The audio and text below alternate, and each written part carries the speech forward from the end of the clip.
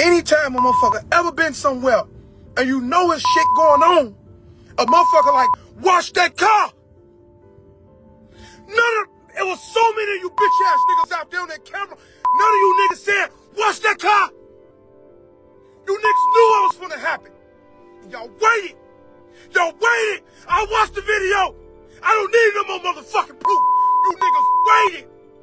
Didn't no motherfucker care to help. Nobody cared to help. You niggas watched that motherfucking car sit there for 10 motherfucking minutes. Listen, man. Motherfuckers wonder why I be feeling the way I be feeling.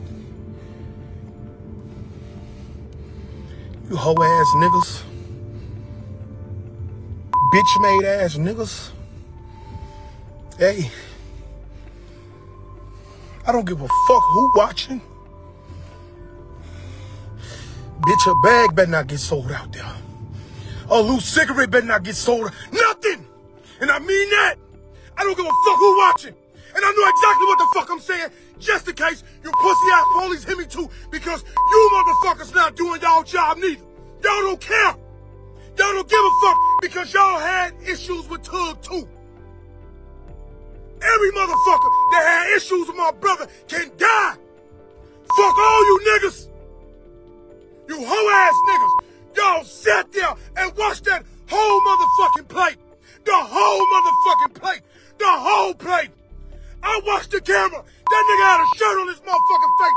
Nigga standing there looking at him with the gun in his hand. Two niggas. Didn't no motherfucker try to bust. Didn't nobody care. We will move our car. Whatever car we need so they can get the space, just let's get the park. So now you, oh no, we can't do that. No, you just gotta find somewhere else to park. Who the fuck is you talking to? You feel me? Like, who the fuck is you talking to for real, even talking like that? Like, that be the shit, and that's what make a motherfucker be wanting to get into it with y'all, because y'all ain't got no respect.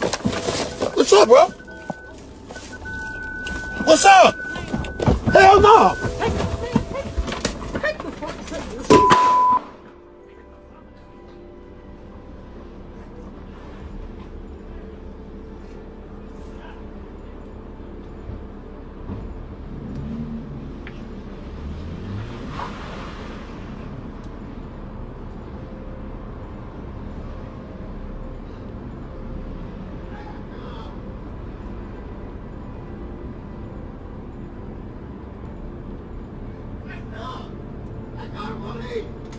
Are you good, God? I got money. You good? They calling them now, bro. I got money. I got money. I got money, man. None of you fuck niggas. That's why I make sure I keep me some money. For shit like this here.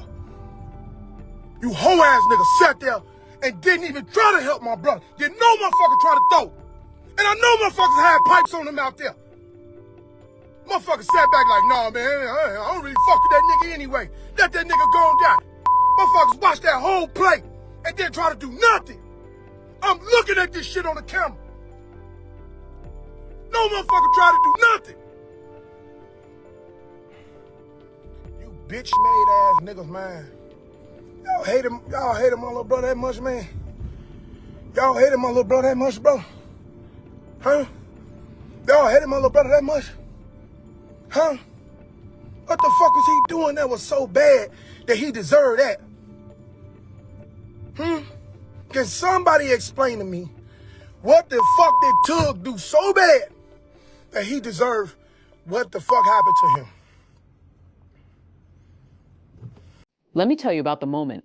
Tug Watson's own brother shattered everything we thought we knew about this murder. And when you hear what his family just revealed, you're going to understand why no one has been arrested yet, even though they know exactly who pulled that trigger. Tug Watson wasn't just another name in Chicago's murder statistics. He was a 40-year-old father whose 6-year-old daughter, Juju, will never get to hug him again. But here's what's going to make your blood boil. Tug's brother had been warning him for years about the exact people who ended up killing him. I've been preaching for years. I've been preaching for years to bro to not trust no motherfucker. But bro had a big heart. He had a big heart. He kept trusting niggas, helping niggas, looking out for niggas. And now he gone. Those words came from Tuck's older brother, and they're about to expose the most calculated betrayal you've ever heard. Because this wasn't some random street robbery. This was Tuck's own circle. People he fed, people he helped get jobs, people he looked out for when they had nothing. And get this, that chain everyone thinks got stolen, TUGG's brother made it himself, and he put a tracker in it. Even if you would have got the fucking chain has a tracker in it. It's got a tracker in it. I'm the motherfucker who made the chain. The chain has a tracker in it. We don't do stupid shit to where people gonna do dumb shit like this. Y'all took my brother's life over a chain. So if there's a tracker and the family knows who did it, why is nobody behind bars?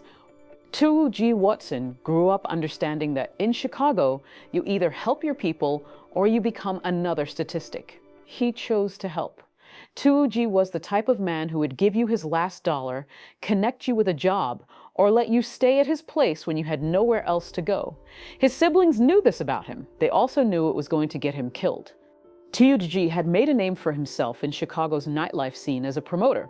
He could pack a venue, bring the energy, and make sure everyone had a good time. He wasn't flashy about his success, but he wasn't hiding it either. That custom chain with his name on it represented everything he'd worked for, every late night, every event he promoted, every connection he'd built. But Tug's family saw something he refused to see. They watched people come around Tug with their hands out, smiling in his face while hating everything about him. His brother and sister started distancing themselves from certain people, certain places. They could feel the jealousy, they could see the fake love. Tug kept his circle open. You had that big heart. You kept letting these hating people get close to you, bro. And I kept telling you, I told you a million times, these people don't like you, they don't mess with you, they hate you. His brother had been watching it build for years. People who couldn't stand TUGG's success, his positive energy, his ability to bring crowds and make money. People who smiled when TUGG helped them out, then went home and plotted on how to take everything from him. They hated you and robbed your energy. They hated everything about you. They never liked you, but you still showed grace. Tug was supporting a 6-year-old daughter named Juju. She was his world, his motivation, his reason for grinding every single day. When Tug posted about his daughter, you could see the love in his words. This was a man who wanted to build something, leave something behind, create a legacy his little girl could be proud of. Now here's where this story gets dark, and this is information Tug's family is sharing for the first time. That Wednesday night, when Tug was murdered, that wasn't the first attempt on his life.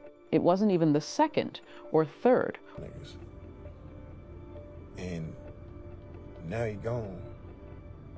They tried it, 4 or 5 times to get him out the way. Or fourth. Tug Watson had survived 5 previous shootings. Let that sink in. 5 separate attempts on his life, and he kept going live, kept trusting people, kept living like nothing happened. His brother knew that each time, Tug was getting closer to not making it home. That man done survived 5 shootings. 5, then he got taken down from 1 shot.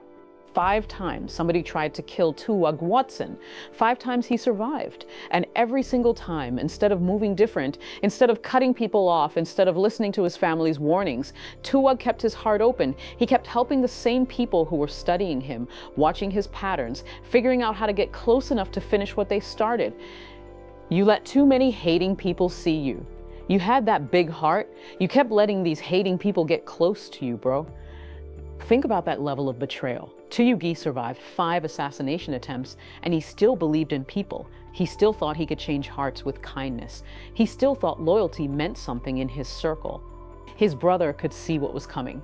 Why you think me and Shorty don't pop out? Because we know what's going on. We know people don't like us. People have been trying to figure out for years what we got going on. But Tuggy kept showing up. Tuggy kept going live. Tuggy kept trusting the wrong people. Wednesday evening. Tug had just left his cousin's job at the liquor store on Madison. He was probably feeling normal, probably thought he was just going to jump on Facebook Live like he always did, talk to his audience, handle some business, maybe address those club promotion issues that had been bothering him. TUGG climbed into his car and started his live stream. Nearly 2 million people would end up watching what happened next. 2 million people were about to witness a murder in real time, and most of them didn't even realize it until it was too late. TUGG was focused on his phone, talking to his followers about the same old drama, promoters not getting enough respect, people trying to play games with his money, standard Tug Watson content. But while he was talking to his audience, other people were watching too, people who had been planning this moment. Feel about anything, ain't nobody gonna do nothing to me about it. You feel me? But like, come on, bro. Those are some of Tugg's last words before everything changed. You can hear it in the background first. Voice is getting closer. But Tugg's not worried yet, because these aren't strangers approaching his car.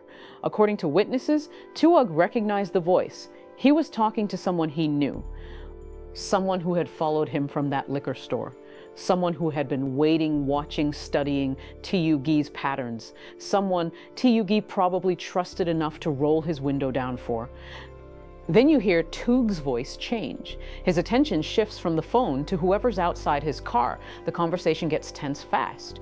Tug realizes this isn't a friendly visit. This person didn't come to talk. When Tug tried to get away, that's when they pulled the gun. Tug fought back. This man had survived 5 previous attempts on his life. He wasn't going down easy. He tried to wrestle the weapon away, tried to defend himself, tried to survive attempt number 6, just like he'd survived the first 5.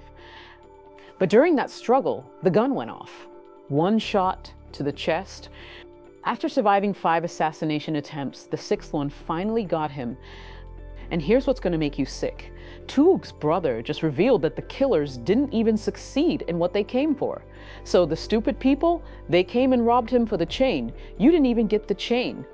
They killed Tug Watson over a chain they didn't even take. So what was this really about? If it wasn't about robbery, if they didn't even get what they supposedly came for, why did Tug have to die? Tug was fighting for his life, choking, struggling to breathe, and all of this was happening live on Facebook for nearly 2 million people to witness. People in the comments didn't understand what they were seeing at first. Then the reality hit, they were watching someone die.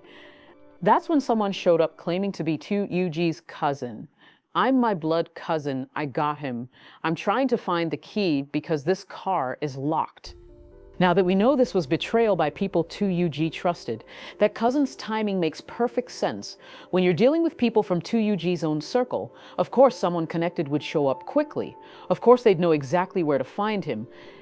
But it was too late. Tug Watson, the man with the big heart who had survived 5 previous attempts on his life, was gone. Here's where this case gets infuriating. Tug's family knows exactly who killed him. They have evidence that should make this the easiest murder case Chicago PD has ever solved. And yet months later, nobody has been arrested. Let's start with that chain. Everyone thinks got stolen. Tug's brother didn't just make it, he put a tracker in it. It's got a tracker in it. I'm the one who made the chain. The chain has a tracker in it. We don't do stupid stuff. A tracker on the chain that supposedly got stolen, which means if it was taken, the police should know exactly where it is and who has it. But here's the thing. Tug's brother already told us the killers didn't even get the chain. So where is it? Why hasn't the tracker evidence been used to solve this case? Tug's brother has been talking to detectives, and his patience is running out fast.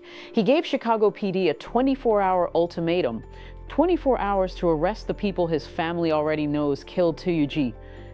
Detectives, I know y'all watching my live. I know y'all watching. I gave y'all 24 hours. When a victim's family member starts giving police ultimatums and talking about what they might do next, that means they know exactly who the killers are. Tug's brother isn't guessing. He's not speculating. He knows.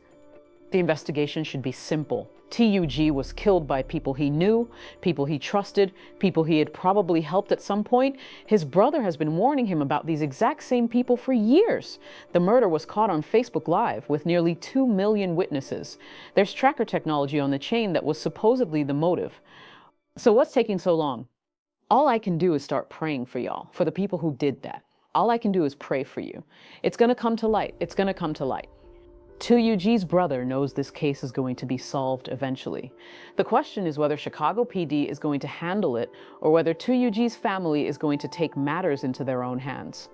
This wasn't some random street crime. This was calculated, planned, executed by people who had been studying TUGG's movements, his patterns, his routines, people who knew he went live regularly, people who knew where to find him, people who knew he'd roll his window down for them. But the system is moving slow, and TUGG's family is getting frustrated.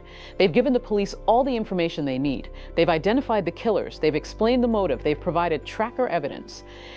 And still, nobody's been arrested. The investigation continues, but TUGG's family isn't waiting for justice. They're speaking out. They're naming names in their own circles. They're making sure TUGG's killers know that they know. Tug Watson was murdered by people he called friends, and his family is about to make sure the whole world knows exactly who they are. Here's what's going to absolutely destroy you about this case. Despite TUGG's brother knowing exactly who killed his little brother, despite there being a tracker on that chain, despite this entire murder being caught on Facebook Live for nearly 2 million people to see, there still haven't been any arrests. None. Zero. TUGG's family gave Chicago PD everything they needed on a silver platter. They identified the killers. They explained the years of jealousy and planning that led to this moment. They provided technological evidence that should have closed this case immediately. But the system failed Tug Watson just like it fails so many others. Months have passed since that Wednesday night. TUG's 6-year-old daughter, Juju, has had to wake up every morning knowing her daddy isn't coming home. TUG's brother has had to live with the reality that everything he warned TUG about came true. And the people who pulled that trigger, they're still walking free. When someone's brother goes live and starts talking about giving police ultimatums and stopping prayers for the people responsible, that's family getting ready to handle business their own way. If the system doesn't work, Tulka's brother made it clear that his patience with the legal system has run out. 24 hours came and went. No arrests, no justice, no accountability. The fact that no one has been arrested yet, despite family testimony, video evidence, and tracker technology, tells you everything you need to know about how these cases get handled when it's black men killing other black men in Chicago. Let me tell you what Tug Watson's death really represents, and his brother's words are going to stay with you long after this video ends. I ain't gonna even say the best thing. I'm just gonna say,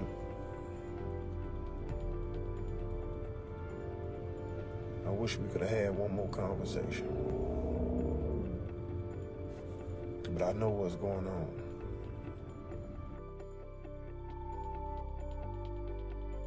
I wish we could have had one more conversation. That hits different when you know TUG's brother had been warning him for years about the people who ended up killing him. One more conversation might have saved TUG's life. TUG's brother went from being someone who preached peace and love for his community to someone who's completely broken by this betrayal. I'm the one that's always preaching peace. I'm always preaching peace because I love my people, but I'm all out of love now. I don't have no more love. Ain't no more love left in me for people. When someone who dedicated their life to keeping the peace says they're out of love, that tells you how deep this betrayal goes. Tumvru's brother loved his community, believed in his people, tried to keep everyone together. But watching his little brother get murdered by people they trusted, that broke something in him that can't be fixed. TUG's story isn't just about one man getting killed. It's about what happens when kindness becomes a weakness, when helping people makes you a target, when your own community turns against you out of pure jealousy. Black people hate each other over materialistic stuff. We hate each other over materialistic stuff. We hate each other. This wasn't really about a chain. This was about people who couldn't stand to see Tug succeed. People who hated his energy, his success, his ability to bring crowds and make money. Tug worked for everything he had, and instead of being inspired by his success, people around him decided he needed to die for it. Tug's 6-year-old daughter, Juju, will grow up knowing that her father was murdered by people he trusted, people he probably helped at some point. She'll grow up seeing that Facebook Live video, knowing that millions of people watched her dad take his last breath. TUGG's brother wants people to understand who TUGG really was beyond that viral death video. TUGG had a big heart. TUGG helped people get jobs. TUGG looked out for his community even when his own family was telling him not to trust those same people. That's the real tragedy here. Teyubo's siblings could see the hate, the jealousy, the danger, but Teyubo kept his heart open anyway. He kept helping, kept trusting, kept believing people could change. TUGG wasn't trying to be smart. TUGG was trying to be good. And in a world full of hate, sometimes being good gets you killed. 6-year-old Juju Watson will never get another hug from her father because grown people couldn't handle seeing a black man succeed without trying to destroy him. TUGG survived 5 assassination attempts because he refused to change who he was. The 6th attempt finally got him because he never stopped believing in people who stopped believing in him years ago. There's no way that you shouldn't be here with Juju right now. There's no way, bro. You shouldn't be here with Juju because of a hating person that wanted a chain that he couldn't do anything with. Tug Watson represents every person who got murdered for being successful, for having nice things, for refusing to dim their light to make others comfortable. In communities where crabs in a barrel mentality runs deep, Tug's death is a reminder that sometimes the people closest to you are the ones planning your funeral. His brother's final words capture everything wrong with this situation. Y'all took away my little brother for nothing. That man that survived 5 shootings, 5. Then he got taken down from 1 shot. Tug Watson's legacy should be about the successful promoter who built something from nothing, the devoted father who loved his daughter more than life itself, the man with a heart big enough to help anyone who needed it. Instead, his legacy is a warning. In a world where jealousy kills and loyalty is extinct, being good might be the most dangerous thing you can be.